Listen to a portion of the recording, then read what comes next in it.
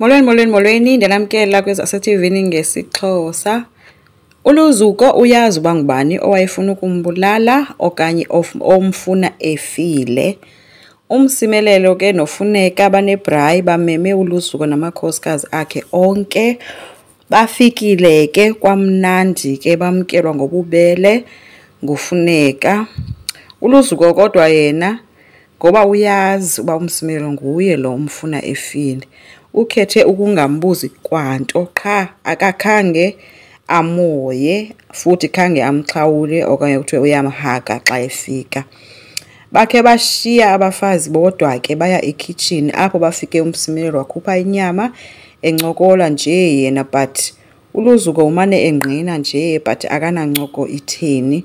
Kodwa ke ude walikhupha elithi ke bona ke ngesixhosa lithi isixhosa ungcono uthembe ilitye kunokuthemba umuntu xa bebencokola ngentoba yena ulingqina lakhe yefuna angamthemba nangantoni na ngoba basuka kude bona bobabini sebede bayifamily ngoku sebetshatise nabantwana uyayibona lonto. So kodwa ke ulusuku yena manje emjonga nje kulani ba embalele sazi ba wena awazi bandiyazi.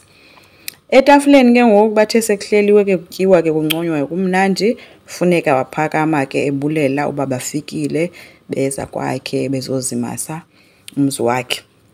Uthe ke sancokola ke wabesencomba yho simkhitha kuzo zonke izinto kudala siyifamily usinceda. Ngexesha umsimele besesibhedlele ubukhona apha eca kwam oko chomi. Waphinda wazothi ke wona ngoku futhi umsimele wasejele wakwazi into obumkhuphe ejele. Hayi ke umsimele bewakhuphe onke ke amehlo umkakhe etwela phofu ebulela isupport yena ke kuzimkhitha. Uzimkhitha yena vele watsarhwa. Luzuko ke oko bajongile uzimkhitha akakhohleli ngapha umsimele uthi makanikwe amanzi asele.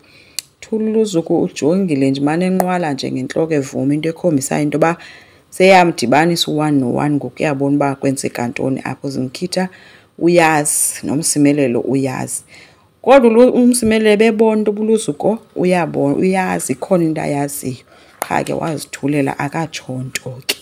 So uyingozi ke umuntu othulayo abe esazi asazi ke uba uluzuko uplana ntoni. Kodwa nendiyaziyo uzimkhitha usengakwazi ukumjija ingqondo ngoba uyamamela kakhulu kunabanye abafazi apha. Enkosi ngicela siqhubeke subscribe, like, singakhomenta futhi. Bye.